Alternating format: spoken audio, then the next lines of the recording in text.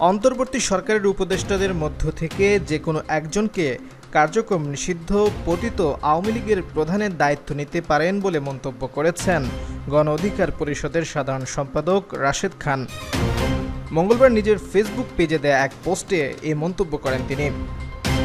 সম্প্রতি যুক্তরাষ্ট্রের নিউ ইয়র্কে দেয়া এক সাক্ষাৎকারে প্রধান উপদেষ্টা ডক্টর মোহাম্মদ ইউনূস মন্তব্য করেন, আওয়ামী লীগের রাজনৈতিক কার্যক্রম সাময়িকভাবে স্থগিত করা হয়েছে, এটি স্থায়ী নয়। প্রয়োজনে যে কোনো সময় স্থগিতাদেশ প্রত্যাহার করা হতে পারে। এ বিষয়ে রাশেদ খান তার পোস্টে লিখেছেন, আমি মনে করি অন্তর্বর্তীকালীন সরকারের কোনো একজন উপদেষ্টাকে আওয়ামী লীগের প্রধান হিসেবে দায়িত্ব দেওয়া যেতে পারে। এছাড়া প্রধান উপদেষ্টা নিজেও চাইলে দায়িত্ব নিতে পারেন। তিনি আরও লিখেছেন, যেহেতু অন্তর্বর্তীকালীন সরকারের 14 মাসে আওয়ামী লীগের পুনর্বাসনে তারা কাজ করেছেন, এখন পুনর্গঠনের দায়িত্ব নিয়ে সাংগঠনিক কার্যক্রম নিষিদ্ধের নামে বিপ্লবী জনগণের চোখে ধুলো দিয়ে কী লাভ। স্ট্যাটাসের সঙ্গে একটি পত্রিকার ফটোকার্ড যুক্ত করেছেন রাশেদ খান।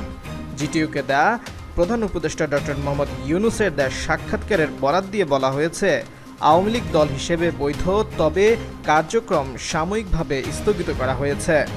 যে কোনো সময় ওই নিষেধাজ্ঞা তুলে দেওয়া হতে পারে।